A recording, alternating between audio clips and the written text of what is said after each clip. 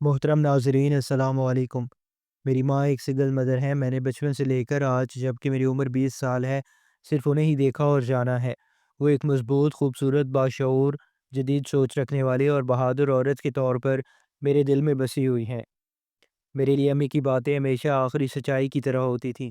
انہوں نے کبھی مجھے کسی چیز کی کمی محسوس نہیں ہونے دی۔ اصل میں کوئی کمی تھی ہی نہیں۔ ہم ایک آرام دہ فلیٹ میں رہتے ہیں جس میں 3 کمرے تھے۔ امی کی اچھی تنخواہ تھی کیونکہ وہ ایک سرکاری اسکول میں ٹیچر تھیں۔ میرے والد کی طرف سے بھی ہمیں ایک مقررہ رقم ملتی تھی، لیکن انہوں نے میری ماں کو اس وقت چھوڑ دیا تھا جب میں صرف 3 سال کا تھا۔ مجھے بس ایک دھندلی سی تصویر یاد ہے، ایک دبلا پتلا سا لمبا آدمی۔ صبح کے وقت امی کہتی، علی ناشتہ تیار ہے، ناشتہ کر کے کوچنگ چلے جانا، پھر وہاں سے آ کر کھانا کھا لینا اور گھر پر ہی رہنا۔ میں دیر سے آؤں گی۔ میں نے پوچھا امی کب تک آئے گی؟ وہ کہتی رات 9 بجے تک آ جاؤں گی، لیکن تم کہیں باہر گھومنے نہ نکل جانا۔ وہ قریب آ کر بولی، دیکھو لی، تمہیں گریجویشن مکمل کر کے نوکری کے لیے محنت کرنا پڑے گی۔ میں نے ہنستے ہوئے کہا، امی نوکری کہاں رکھی ہوئی ہے؟ وہ سخت لہجے میں بولی، بیٹا تمہیں محنت کرنا پڑے گی، خود مختار بننا ہوگا۔ میرے پاس زیادہ وقت نہیں ہے کہ میں تمہارے لیے لمبی انتظار کرتی رہوں۔ میں نے کہا، امی ابھی تو میری عمر صرف 20 سال ہے۔ وہ بولی، 2 مہینے بعد تم 21 کے ہو جاؤ گے۔ مجھے تمہاری نوکری اور شادی کی فکر رہتی ہے۔ پچھلے 16 سال سے میں بالکل اکیلی ہوں۔ ایک چھوٹے سے بچے کو لے کر میں نے دنیا کے ساتھ کیسا مقابلہ کیا ہے، یہ صرف میں ہی جانتی ہوں۔ تمہارے والد سے طلاق کے بعد کوئی امید رکھنا بیکار ہے۔ ان کی آواز پر آئی تو میں سنجیدہ ہو گیا اور بولا، امی میں آپ کی حالت سے اچھی طرح واقف ہوں۔ آپ جو کہیں گی میں ویسا ہی کروں گا، میں آپ کا سہارا بنوں گا۔ وہ آہستہ سے بولی، میری مدد نہیں اپنی مدد کرو بیٹا۔ محترم ناظرین، آپ سے ایک چھوٹی سی ریکویسٹ ہے کہ ہمارے چینل کو سبسکرائب کریں تاکہ ہماری سپورٹ ہو سکے، اور کہانی اچھی لگے تو اسے ضرور لائک کریں۔ پھر انہوں نے بیگ اٹھایا اور باہر نکل گئی۔ میری امی مسز سبین فاروق آج بھی جوان اور جدید خیالات کی مالک ہیں۔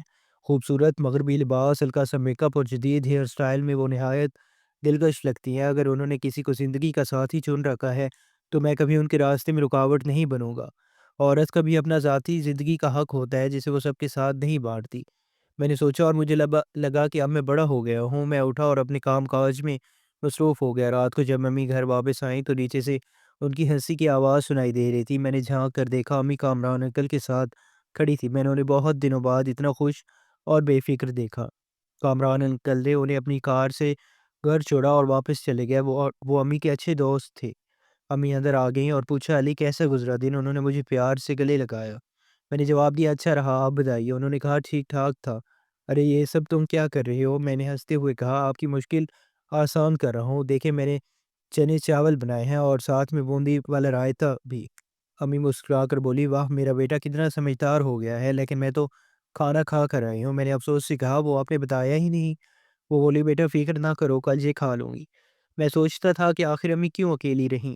انہیں بھی خوش رہنے، سنورنے اور زندگی کی خوشیوں کا پورا حق ہے۔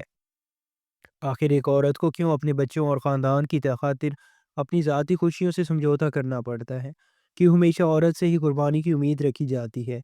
میں اکثر امی کے بارے میں سوچتا کہ انہیں کس طرح ایک بہتر زندگی دی جا سکتی ہے، حالانکہ وہ کسی طور پر مظلوم یا دکھی نہیں تھی۔ ہم مالی طور پر خوشحال تھے، اپنی مرضی کے مالک تھے۔ امی نے کئی کلبز اور سماجی اداروں سے بھی خود کو جوڑ رکھا تھا۔ وہ آزاد خیال تھی، لیکن اس سب کے باوجود وہ اکیلی تھی۔ ایک دن ان کا موڈ اچھا دیکھ کر میں نے کہا، امی آپ اکیلی ہی ساری ذمہ داریاں نبھاتی ہیں، کیا یہ ممکن نہیں کہ آپ 1 سے 2 ہو جائیں؟ وہ چونک کر بولی، یہ کیا کہہ رہے ہو تم؟ میں نے کہا، اس میں کیسی شرم؟ اگر مرد طلاق کے بعد دوسری شادی کر سکتا ہے تو عورت کیوں نہیں؟ امی کچھ لمحے مجھے عجیب نظروں سے دیکھتی رہی، پھر بولی، تم کامران کے بارے میں تو نہیں کہہ رہے ہو؟ میں نے کہا، امی میں کسی ایک شخص کے بارے میں نہیں کہہ رہا، میں آپ کے اکیلے پن کے بارے میں بات کر رہا ہوں۔ وہ بولی، بیٹا تم بڑے ہو گئے ہو، اپنی سوچ رکھتے ہو، لیکن دنیا میں ہر کسی کو مکمل جہاں نصیب نہیں ہوتا۔ میں ایسی ہی ٹھیک ہوں۔ میں نے کہا، لیکن کیوں؟ اگر آپ دونوں ایک دوسرے کو پسند کرتے ہیں تو شادی کیوں نہیں کر سکتے؟ امی نے سنجیدگی سے کہا، علی تمہیں جلد از جلد اپنے پاؤں پر کھڑا ہونا چاہیے، میری فکر چھوڑو۔ میں نے ضد کی، لیکن کیوں؟ بتائیے نا امی۔ وہ چند لمحے مجھے عجیب نگاہوں سے دیکھتی رہیں۔ امی نے میری طرف غور سے دیکھا اور پھر بولی، اگر میں دوسری شادی کر لوں تو مجھے اس گھر سے نکال دیا جائے گا اور ہر ماہ ملنے والی مقررہ رقم بھی بند ہو جائے گی۔ وہ چیلنج والے انداز میں میرے چہرے کے تاثرات کو بھانپ رہی تھی، مگر میرے خاموش رہنے پر اپنے کام میں لگ گئی۔ میں نے بھی وقت ضائع نہیں کیا، دن رات محنت کی، دوستوں اور فضول مشغلیں چھوڑ دی اور پوری لگن کے ساتھ اپنے مقصد پر توجہ دی۔ چند ہی سالوں میں میں نے گریجویشن مکمل کیا، کوچنگ لی اور بینکنگ کے کئی امتحانات دیے۔ آخرکار میرا انتخاب ایک سرکاری بینک میں ایک آفیسر کے طور پر ہوا۔ میری پہلی پوسٹنگ لاہور میں ہوئی۔ امی بہت اداس تھی، وہ میرا سامان پیک کرتے ہوئے بار بار طرح طرح کی ہدایات دے رہی تھی۔ میں آدھی باتیں سنتا، آدھی نہیں۔ دل میں جوش اور خوشی تھی کہ آخرکار اپنے پیروں پر کھڑا ہو رہا ہوں۔ اسی رات کی ٹرین تھی، امی بھی ساتھ آنا چاہتی تھی مگر گھر اور اسکول کی ذمہ داریوں کے باعث وہ رک گئی۔ میں نے سوچا پہلے ایک ہفتہ ہوٹل میں رہوں گا، پھر بینک کے ساتھیوں کی مدد سے کرائے کا مکان یا کسی کے ساتھ شیئر کروں گا۔ ضروری سامان خرید کر جب کمرے میں آیا تو نیچے سے امی کی آواز سنائی دی۔ وہ کامران انکل سے کہہ رہی تھی جس بات سے میں سب سے زیادہ ڈرتی تھی وہی ہونے جا رہا ہے۔ علی اسی شہر جا رہا ہے جہاں اس کے والد رہتے ہیں۔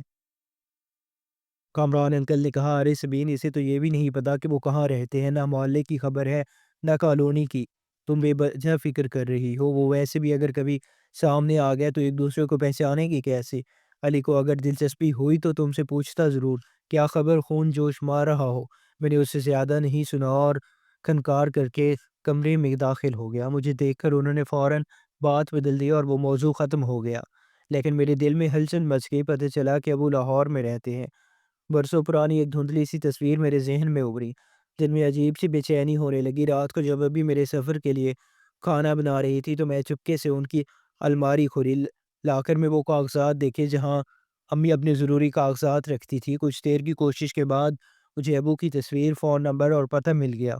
میں نے فوراً اسے جیب میں ڈال دیا۔ اچانک میری نظر ایک اور کاغذ پر پڑی۔ میں ششدرہ رہ گیا۔ وہ امی اور کامران انکل کی کورٹ میرج کا سرٹیفکیٹ تھا، وہ نکاح نامے کی نقل تھی۔ میں ساکت کھڑا رہ گیا کہ اتنے میں امی اندر آ گئی۔ انہوں نے میرے ہاتھ سے چابی لے کر کہا، علی، الماری کیوں کھولی ہوئی ہے؟ میں نے جلدی سے بہانہ بنایا، امی میری نئی سفید شرٹ نہیں مل رہی تھی، میں نے اٹیچی کے اوپر ہی رکھی تھی۔ انہوں نے کہا، اچھا دیکھتی ہوں۔ میں نے پلٹ کر چاہتے ہوئے دیکھا تو وہ اپنے کاغذات سمیٹ رہی تھی۔ پھر الماری بند کر دیا۔ اسٹیشن پر امی کی آنکھوں میں آنسو تھے۔ میں پہلی بار ان سے الگ کہیں جا رہا تھا۔ میں نے انہیں سمجھایا، ٹرین چل پڑی۔ روتی ہوئی امی کو کامران انکل نے سہارا دیا اور انہیں ساتھ لے کر اسٹیشن سے باہر نکل گئے۔ ٹرین نے رفتار پکڑ لی۔ میں نے سکون سے سیٹ پر ٹیک لگائی، لیکن دل کے اندر ایک دراڑ سی محسوس ہوئی۔ اپنی زندگی کی اتنی بڑی حقیقت انہوں نے مجھ سے چھپائی تھی۔ میں نے لاہور پہنچ کر ایک ہوٹل میں رہائش رکھی اور روزانہ بینک جانے لگا۔ لوگ اچھے تھے۔ ایک ہفتے میں ہی کرائے پر فلیٹ ملنے کی امید بند گئی۔ رات کو روزانہ امی مجھ سے گھنٹوں بات کرتی تھی، میرے دن بھر کا حال پوچھتی۔ میں ان سے بات کرتے کرتے سو جاتا۔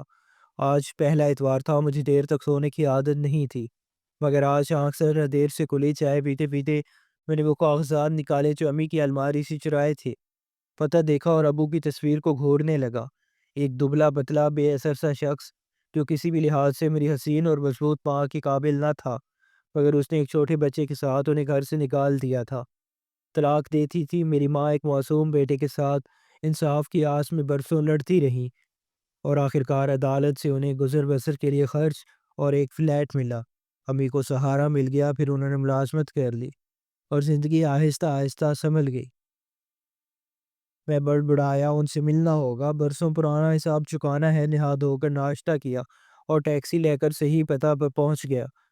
قطار میں بنے پرانے طرز کے مکان تھے۔ سامنے ایک پرانا شاندار بنگلہ تھا، مگر دیکھ بھال نہ ہونے کے باوجود وہ سیدھا ہو چکا تھا۔ برسوں سے رنگ و روغن نہ ہونے کے باعث اس کی حالت خستہ تھی۔ ارد گرد ایک گھنے باغیچے میں بے ترتیب اگے ہوئے پودے اور چند درخت کھڑے تھے۔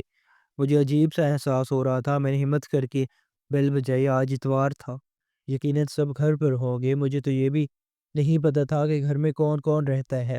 شاید امی سے علیحدگی کے بعد اب انہیں دوسری شادی کر لی ہوگی۔ کئی منٹ بعد دروازہ کھلا۔ سامنے ابو ہی تھے، لمبے، دبلا پتلا سا وجود، کچھ بیزار سے لگ رہے تھے۔ داڑھی بڑھی ہوئی تھی، پاجامہ کرتا پہنے وہ کسی طور پر بھی میری حسین اور خوش لباس ماں کے برابر نہیں لگ رہے تھے۔ انہوں نے چونک کر پوچھا، تم کون ہو؟ میں نے کہا، میں علی ہوں، مسز سمین فاروق کا بیٹا۔ وہ لرزتی آواز میں بولے، ارے علی! پھر آنکھوں میں نمی لیے میرے گال پر ہاتھ پھیرتے ہوئے کہا، کتنا بڑا ہو گیا ہے میرا بیٹا، اندر آؤ۔ میں اندر گیا تو گھر میں سب کچھ موجود ہونے کے باوجود بے رونق اور بکھرا ہوا لگ رہا تھا۔ تبھی ایک نحیف سا چہرہ باہر آیا۔ وہ دادی تھی، ساتھ ویل چیئر پر دادا بھی بیٹھے تھے۔ मैंने सबके पाँव छुए, सब मुझे देखकर खुश तो थे मगर चेहरों पर वीरानी छाई हुई थी। मैंने पूछा और कौन-कौन है घर में? दादी ने जवाब दिया, बेटा हम 3 ही हैं। तुम्हारी माँ को छोड़ने के बाद तुम्हारे अब्बू ने दूसरी शादी नहीं की। मैंने अब्बू की तरफ देखा और मेरे लहजे में तल्खी आ गई। लेकिन आपने अम्मी को तनहा छोड़ दिया। अब्बू ने कहा, नहीं बेटा मैंने तुम्हारी माँ को नहीं छोड़ा। फिर वो उठकर बोले, माँ आप अली के साथ बैठे, मैं चाय बना कर लाता हूँ। अब्बू किचन की तरफ चले गए। दादी और दादा की आंखों में बरसों की बेबसी झलक रही थी। वो निगाहें जैसे मेरी रूह को छू रही थी। मुझे बेचैनी सी होने लगी। अचानक दादी ने पूछा, तुम्हें सबीन ने यहाँ आने से नहीं रोका? मैंने कहा, अम्मी को पता ही नहीं कि मैं यहाँ आया हूँ। दादी ने नरमी से पूछा, वो कैसी है और तुम क्या कर रहे हो बेटा? बरसों बाद तुम्हें देखकर हमें बहुत खुशी हुई। तुम्हारे दादा को फालिज हो गया है, वो ठीक से बोल नहीं पाते। हम सब ने तुमसे मिलने की उम्मीद ही छोड़ छोड़ दी थी। मैंने कहा, दादी मुझे बैंक में नौकरी मिल गई है, यहीं आपके शहर में। अम्मी ने बहुत कठिन वक्त गुजारा है, अकेले मुझे पाला पोसा, लेकिन आप लोगों ने तो भी कभी कोई खबर ना ली। खैर अम्मी अब ठीक हैं। दादी खामोशी से मुझे देखती रहीं, फिर आहिस्ता से बोली, बेटा बहू ने कोर्ट से ये हुक्मनामा लिया था कि अगर तुम्हारे वालिद ने तुमसे मिलने की कोशिश भी की तो इन पर केस कर देगी। मैं तड़प कर बोला, क्यों? तुम्हारी माँ ने कोर्ट से इजाज़त ले रखी थी। उसने तुम्हारे वालिद को एक ख़तरनाक ज़हनी मरीज़ और पुरतशद्दुद इंसान करार दिया था। उसने कहा कि तुम्हारे वालिद ने तुम्हारी माँ को ज़हनी और जिस्मानी तौर पर बहुत सताया है। डॉक्टर कामरान के ज़रिए एक छोटी मेडिकल रिपोर्ट भी अदालत में पेश की गई जिसमें तुम्हारे वालिद की ज़हनी और जिस्मानी हालत का ज़िक्र था। दादी लगातार बोल रही थी। मैंने बेचैनी से कहा, दादी आप ये सब मनगढ़ंत कहानियाँ बनाकर मेरी माँ की बदनामी क्यों कर रही हैं? दादी बोली, मैं क्यों झूठ बोलूँ बेटा, सब सच है। तुम्हारी माँ ने सिर्फ फ्लैट और पैसों के लिए मेरे सीधे साधे बेटे से शादी की थी। उसका डॉक्टर कामरान से शादी से पहले ही ताल्लुक था। उसने सूरत में भी वो मेरे सादा मिजाज बेटे से मेल नहीं खाती थी। उसे वो पसंद नहीं आया तो झूठी कहानियाँ घड़कर उसने तुम्हारे वालिद से अलैदगी ले ली। फिर अदालत से तुम्हारे खर्च के लिए भारी रकम और फ्लैट का मुतालबा किया, जो अदालत ने कबूल कर लिया। तुम्हारे वालिद ने कुछ नहीं कहा, हमेशा खामोश रहे। मैं अंदर ही अंदर टूटता जा रहा था। दादी बोलती रही, जहेज के जुल्म और घरेलू तशद्दुद का ऐसा खौफ तुम्हारी माँ ने मेरे डरपोक बेटे को दिखाया कि वो वैसा ही करता गया जैसा वो चाहती थी। मैं चुपचाप बैठा रहा। दादी की आवाज़ भारी होती गई। आज ही तुम्हारे वालिद ही हैं और हमारा और तुम्हारा सारा खर्च उठाते हैं, खुद खाना बनाते हैं, हमें खिलाते हैं, नौकरी करते हैं, दवा लाते हैं, ज़रूरियात पूरी करते हैं। हमारी खिदमत के बोझ की वजह से ना कहीं जाते हैं ना किसी को घर बुलाते हैं, बस जैसे कैद की सज़ा काट रहे हों। वो तुम्हारे बाप हैं जो ना किए गए जुर्म की सज़ा भुगत रहे हैं। दादी आहिस्ता आहिस्ता कहने लगी, ताकि तुम्हारे वालिद ना सुन ले। मैं सख्ते में बैठा था, मुझ में इतनी हिम्मत भी नहीं बची थी कि उन्हें तसल्ली देता। दादी ने कहा, मैंने तुम्हें सब कुछ बता दिया क्योंकि तुम्हारे वालिद कभी अपने मुंह से ये बातें नहीं कहेंगे। इतने में अबू एक ट्रे में खाने पीने का बहुत सा सामान लेकर आ गए।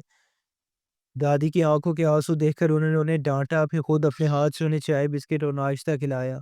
मुझे भी बड़े प्यार से मिठाइयाँ, पापड़, चिप्स और खाने के क्या क्या खिलाते रहे। मैं आंखों में आंसू भरे सब कुछ खाता रहा। जब मेरा पेट भर गया तब भी वो मुझे ज़बरदस्ती खिलाते रहे। कुछ देर बाद मैं जाने के लिए उठा। मैंने सबके पाँव छुए, सबने आंखों में मुझे दुआएं दी। मैंने कहा, अबू मैं यहीं आकर रहूँगा, आप सबके साथ आज शाम ही होटल से सारा सामान ले आता हूँ। अब्बू ने कहा, बेटा तुम्हारी माँ इसकी मुखालफत करेगी, नाराज़ होगी, हम फिर मुसीबत में पड़ जाएँगे। मैं बोला, अब कुछ नहीं होगा, आप फ़िक्र ना करें। हम दोनों एक दूसरे को देखते रहे और अचानक न जाने किस जज़्बे के ज़ेरे असर मैं अब्बू से लिपट गया। उन्होंने भी मुझे अपने गले से लगा लिया। भरे दिल के साथ मैं वहाँ से लौटा, सामान पैक करते हुए कि फ़ैसले कर चुका था। अगले दिन एक गाड़ी बुक करके सामान समेत अब्बू के पास जाने ही वाला था कि अचानक अम्मी का फ़ोन आ गया, अली आज तुमने फ़ोन क्यों नहीं किया? मैंने कहा, जी अम्मी मसरूफ़ था, सुबह अब्बू से मिलने गया था। अम्मी चीख पड़ी, तुम्हें उनके घर का कैसे पता चला? तुमने मुझसे पूछे बगैर वहाँ जाने की हिम्मत कैसे की? वो सख्त गुस्से में थी। मैं बोला, ये सब बाद में बताऊँगा, पहले आप बताएँ कि आपने इतने बरसों से कितनी बातें मुझसे छुपाई? आपने अब्बू पर ज़ुल्म और ज़्यादती और तशद्दुद के इल्ज़ामात लगाए।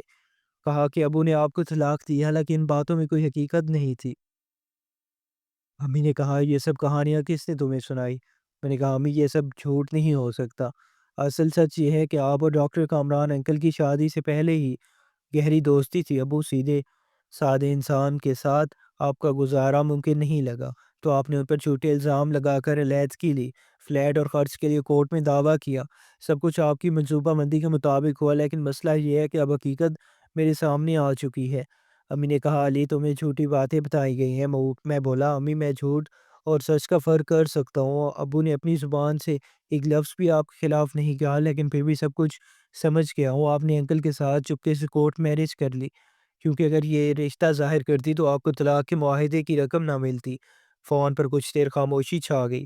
امی ایک دم سے خاموش ہو گئی، پھر میں نے کہا، چھوڑیں امی، آپ انکل سے ساتھ سوچ رہے ہیں، میں نے میرے لیے بہت کچھ کیا ہے اور آپ سے محبت کرتا ہوں، بیٹے کا فرض ہمیشہ ادا کروں گا، لیکن ابھی مجھے ابو کے پاس جانا ہے، انہیں اور میرے بوڑھے بیمار دادا دادی کو میری ضرورت ہے۔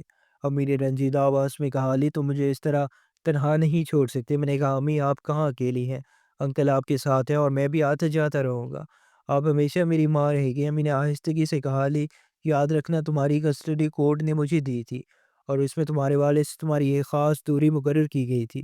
اگر تم ادھر گئے تو مجھے دوبارہ عدالت کا دروازہ کھٹکھٹانا پڑے گا۔